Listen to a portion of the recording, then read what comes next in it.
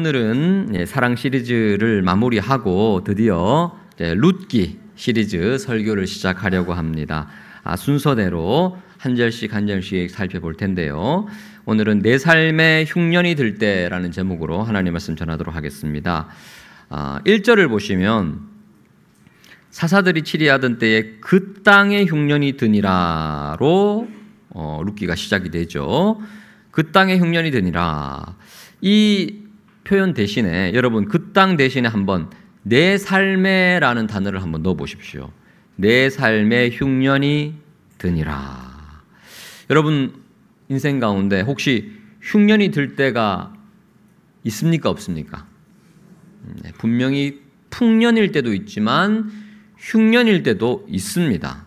가장 무서운 흉년은 영적인 흉년입니다. 그토록 친밀하고 깊은 하나님과의 사귐을 경험했다가 어느 순간 기도의 문이 막히고 우리 오늘 장로님께서 기도하셨던 것처럼 영적 침체를 경험할 때 있습니다. 영적 흉년입니다.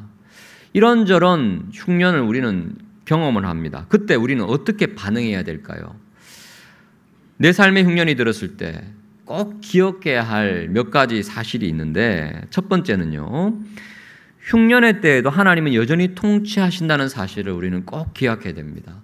자, 오늘 1절에 보시면 그 땅에 흉년이 들었다고 말합니다. 그 땅. 여러분 그 땅은 어떤 땅입니까? 약속의 땅이에요. 그 땅은 보통 땅이 아닙니다. 레위기 20장 24절을 보시면 그 땅에 대해서 하나님이 약속하신 게 있어요. 내가 그 땅 곧 젖과 꿀이 흐르는 땅을 너희에게 유업을 삼게 하겠다. 왜냐하면 나는 너희를 만민 중에서 특별하게 구별했기 때문에 나는 너희의 하나님이기 때문에 내가 이 땅에 복을 주겠다. 이 땅은 젖과 꿀이 흐르는 땅이다. 분명히 약속하셨거든요. 그런데 다른 땅이면 몰라도 어떻게 하나님이 약속하신 이 땅에 흉년이 들 수 있습니까? 그때 우리가 혼란을 느끼는 겁니다. 아니 내가 예수님 믿고 구원받았는데 하나님의 자녀인데 왜 내 인생에 이런 흉년이 찾아올지 혼란스러운 거죠. 거기다가 이 오늘 이야기의 주인공 가정이 있는데 엘리멜렉 가정인데요. 이들이 살고 있는 땅을 보십시오. 1절을 보시면 유다 지파입니다. 그리고 유다 지파 가운데 베들레헴이라는 마을입니다. 2절에 보시니까 그 베들레헴 중에서도 에브랏 사람들입니다.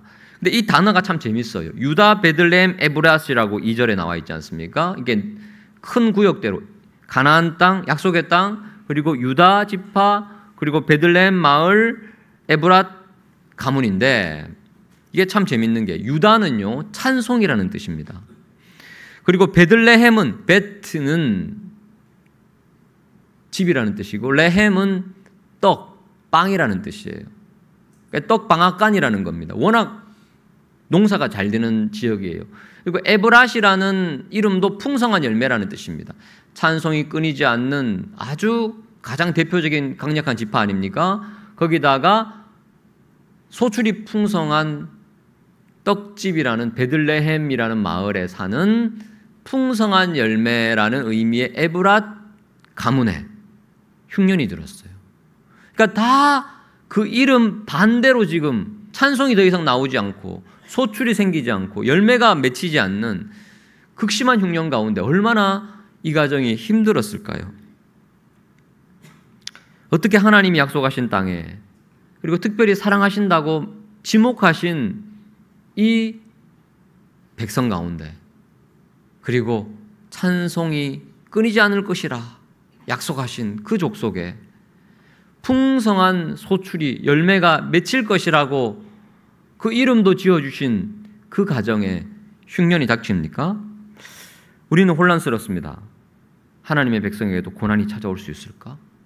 그러면 하나님이 안 계시다는 걸까? 하나님이 계신다면 하나님이 내 인생에 무관심한 걸까? 아니면 하나님에게 능력이 없는 걸까? 이렇게 생각할 수 있다는 겁니다. 아닙니다, 여러분. 하나님은 분명히 살아계시고 하나님은 우리 인생에 특별한 관심을 가지고 계시고 하나님 무한한 능력을 가지고 계십니다. 그렇기 때문에 흉년이 찾아온 거예요. 하나님은 풍년도 주시는 분이지만 때로 흉년도 허락하시는 분이라는 겁니다. 왜냐하면 약속의 땅이기 때문에. 자, 이 약속의 땅의 시작점을 한번 가보겠습니다. 오늘 성경을 몇 군데 좀 찾아볼 텐데요. 창세기 12장입니다. 그 땅에 흉년이 들었는데 그 땅이 언제부터 시작되는지 보시면 창세기 12장을 보시면 이스라엘 민족의 조상이죠. 믿음의 조상 아브라함 이야기가 창세기 12장에서부터 시작됩니다. 그리고 그 땅이 시작됩니다. 12장 1절을 보시면 여호와께서 아브라함을 처음 부르시죠. 고향 친척 아버지 집을 떠나서 네가 원래 살던 그 땅을 떠나서 내가 너에게 보여준 땅입니까? 보여줄 땅입니까? 보여줄 땅. 아직 이 땅이 어떤지는 몰라요. 아브라함은. 내가 너에게 보여줄 그 땅으로 가라. 가면 그 땅에서 2절 큰 민족 이루겠다. 너에게 복 주겠다. 너의 이름을 창대하게 하겠다. 너는 복 그 자체가 되겠다. 얼마나 큰 엄청난 약속입니까?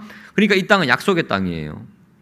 그래서 아브라함이 모험을 하는 겁니다. 믿음으로 선택합니다. 그리고 그 땅에 갑니다. 12장 5절입니다. 아브라함이 그 땅에 갔는데 그 땅 이름이 이제 밝혀지죠. 어떤 땅이죠? 가나안 땅입니다. 마침내 가나안 땅에 들어갔더라. 5절 후반부에 있죠. 자, 그런데 이 가나안 땅에 들어갔더니 하나님이 복 주시겠다고 큰 민족 이루겠다고 창대케 하겠다고 약속하신 그 땅에 들어갔더니 12장 10절 그 땅에 뭐가 들었어요? 기근이 들었어요. 이해가 안 되는 겁니다. 근데 이 땅은 어떤 땅이냐? 신명기 11장을 보시면 이 땅에 대해서 나중에 400년이 흘러서 이제 아브라함의 자손들이죠. 아브라함의 자손들인 이스라엘 백성들에게 이렇게 설명합니다. 신명기 11장 11절에 보시면 너희가 건너가서 차지할 땅은 강이 없어요. 유프라테스강, 티그리스강, 나일강 이런 강이 없고 뭐만 있어요? 산과 골짜기가 있습니다. 큰 강이 없고 산과 골짜기가 있어서 하늘에서 내리는 비를 흡수하는 땅입니다. 물 공급지가 필요한데 강으로부터 공급받는 게 아니라 하늘로부터 공급받는 땅이에요. 12절 네 하나님 여호와께서 돌보아 주시는 땅이라서 연초부터 연말까지 하나님 여호와의 눈이 항상 그 위에 있느니라. 여호와께서 그래서 너희 땅에 이른 비 늦은 비를 적당한 때에 내리시리니 너희가 곡식과 포도주와 기름을 얻을 것이라. 그래서 적당한 때가 중요합니다.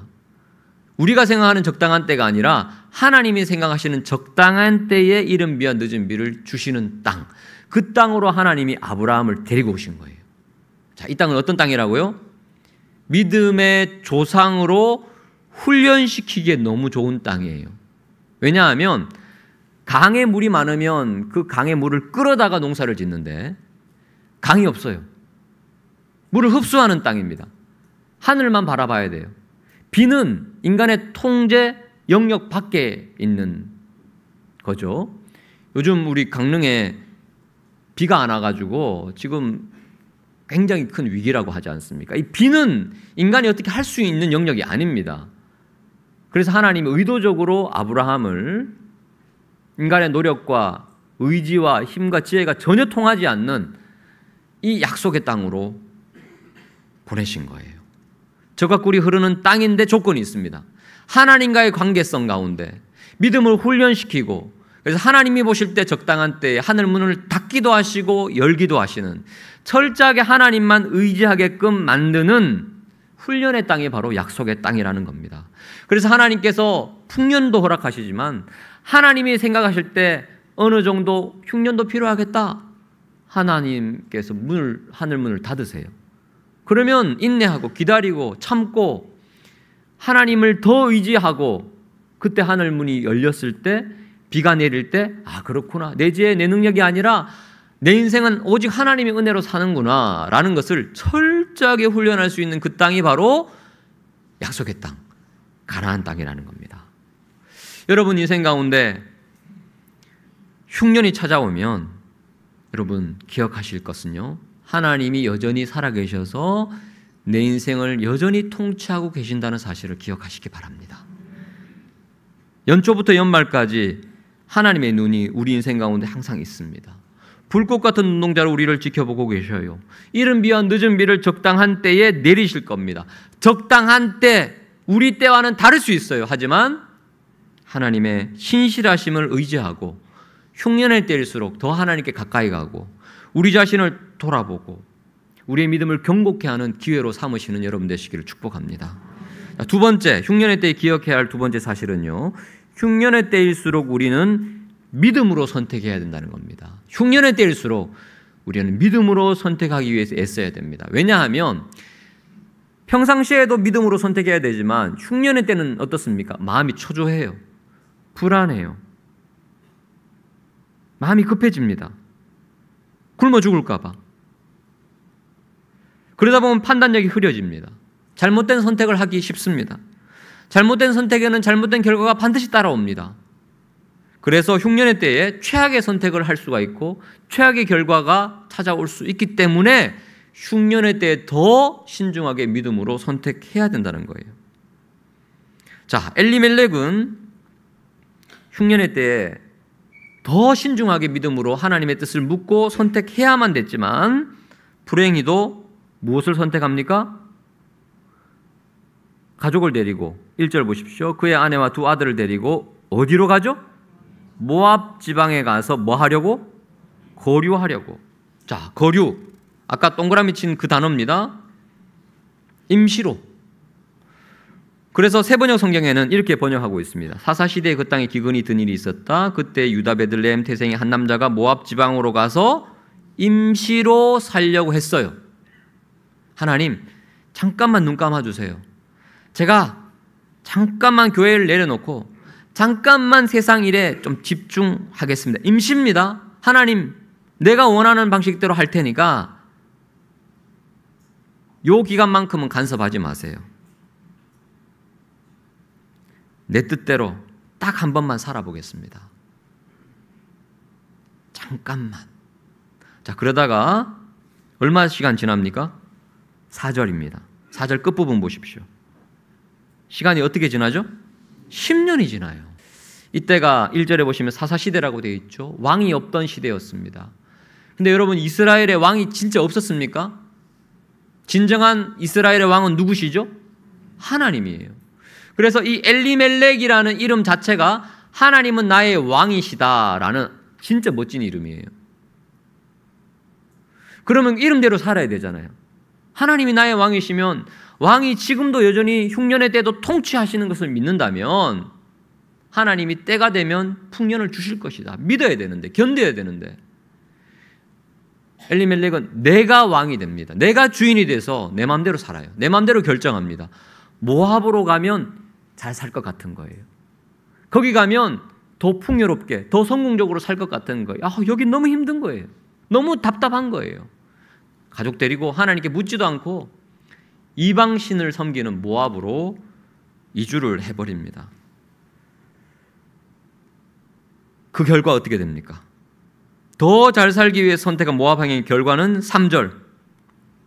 어떻게 되죠? 나오미의 남편 엘리멜렉이 어떻게 됐죠? 죽어요. 나오미와 그 두 아들이 남습니다. 자, 4절 보십시오.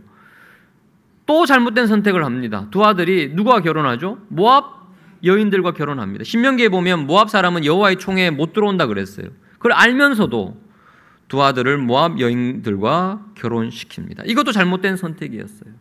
5절 보십시오. 결국 그 두 아들도 죽습니다.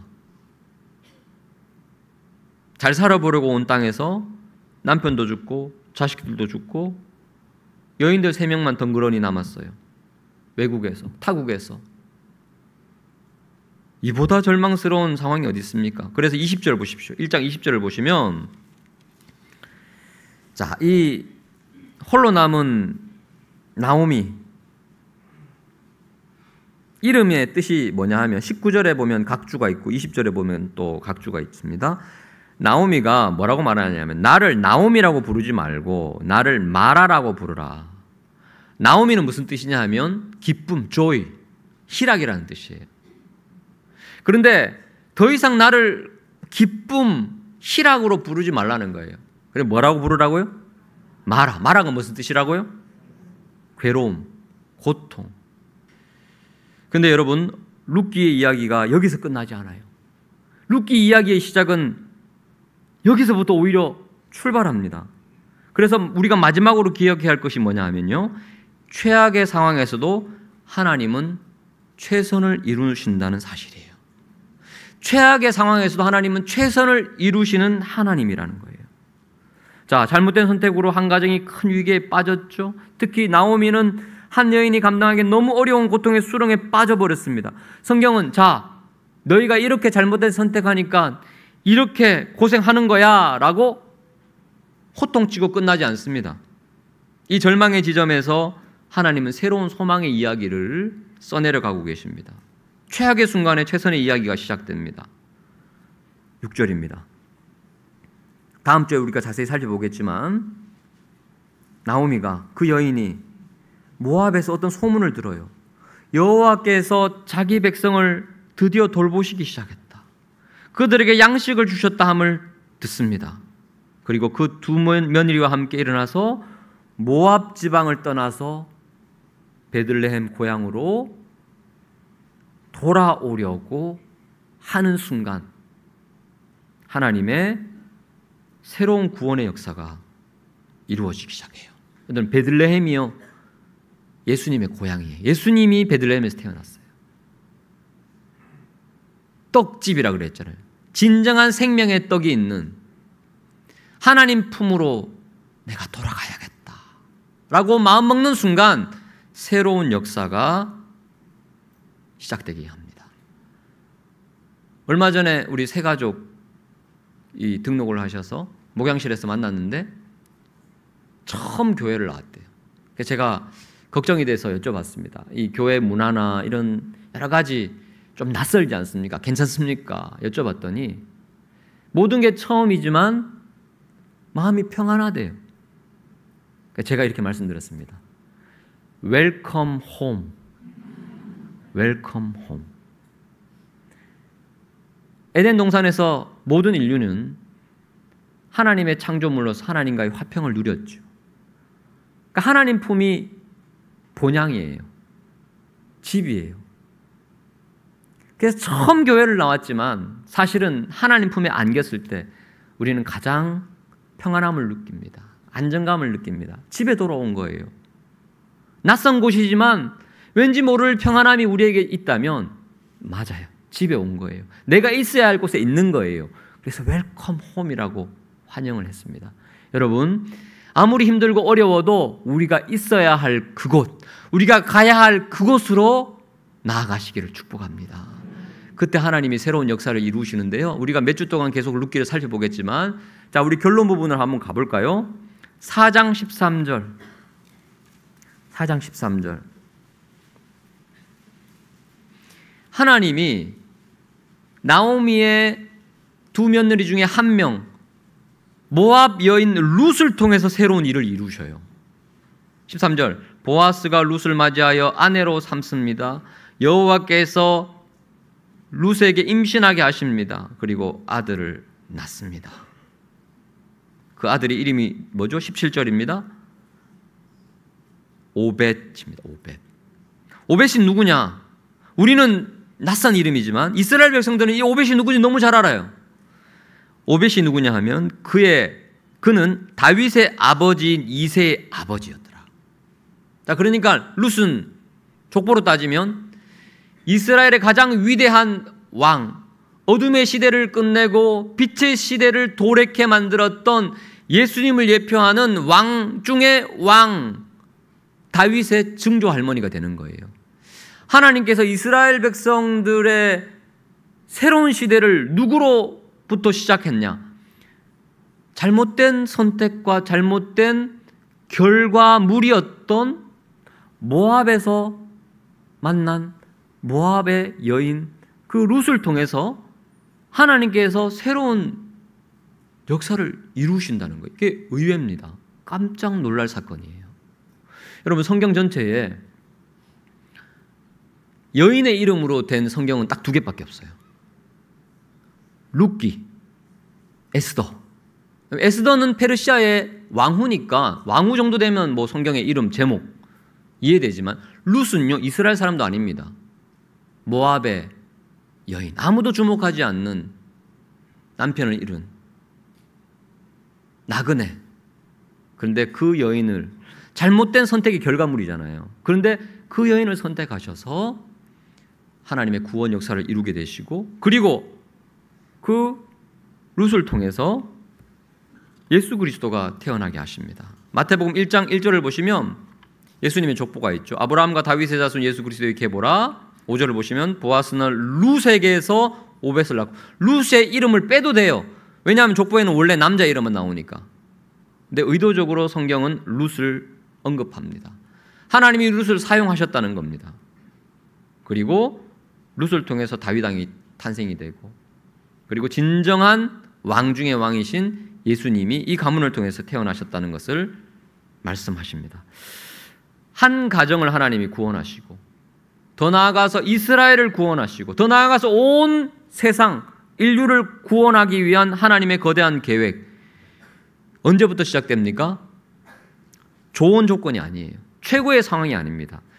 최악의 나쁜 상황 가운데서 더 이상 아무 소망이 없다고 절망하는 그 순간, 나를 나옴이라고 말하지 말고 마라라고 말하는 그 순간, 우리가 고개를 떨구는 그 순간 하나님의 새로운 역사가 시작됩니다. 떨구었던 우리의 고개를 하나님이 들라 하셔요. 사랑하는 아들아, 사랑하는 딸아, 포기하지 마라. 너의 최악의 상황을 나는 최선으로 만들어 주겠다 말씀하시는 분이 저와 여러분이 섬기는 하나님이십니다.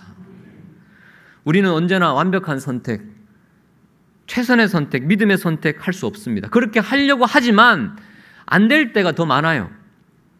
잘못된 선택, 불신앙의 선택을 할 때도 있습니다.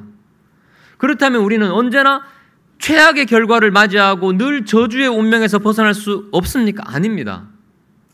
하나님이 우리 인생에 개입하시는 순간 최선을 당한 선택에도 최선의 결과를 주시지만, 최악의 선택 가운데서도 하나님께서 절망 가운데 머물지 않게 하시고 우리의 손을 붙잡으셔서 다시 최선의 길로 우리를 인도하신다는 거예요.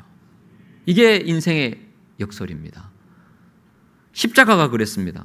여러분, 예수님이 십자가 지시던 그 상황을 한번 생각해 보십시오. 왜 예수님이 골고다 언덕 가서 십자가 지셨습니까? 인간적으로 봤을 때는 가룟 유다가 배신했습니다. 종교 지도자들이 거짓 증언하고 모함하고 사지로 예수님을 내몰았습니다. 예수님의 제자들은 무섭다고 다 도망갔습니다.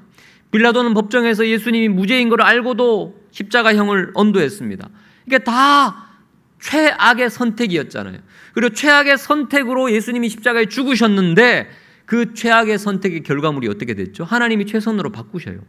그 십자가의 구원을 통해서 저와 여러분이 구원받고 예수님 믿고 하나님의 자녀가 됐어요. 로마서 8장 28절 말씀 같이 읽습니다. 시작. 우리가 알거니와 하나님을 사랑하는 자 곧 그의 뜻대로 부르심을 입은 자들에게는 모든 것이 합력하여 선을 이루느니라. 아멘. 하나님은 좋은 일뿐만 아니라 나쁜 일, 불쾌한 일, 고통스러운 일, 수치스러운 일, 내 인생에서 지워버렸으면 좋겠다고 생각하는 일, 내가 잘못 선택하는 일의 나쁜 결과들까지 다 합해서 선을 이루신다고 말씀하십니다. 혹시 여러분 가운데 잘못된 선택의 결과 때문에 힘들어하시는 분 계십니까? 혹시 여러분 가운데 내 잘못이 아니라 할지라도 누군가의 잘못된 선택 때문에 고통 가운데 빠져 있는 분이 계십니까? 혹시 여러분 가운데 너무 후회스러운 일 때문에 할 수만 있다면 과거로 거슬러 올라가서 다른 선택에서 좋은 결과를 얻고 싶어 하시는 분 계십니까? 절망하지 마시기 바랍니다. 포기하지 마시기 바랍니다. 하나님은 최악의 상황을 바꾸셔서 최선의 결과를 만들어내실 수 있는 분입니다.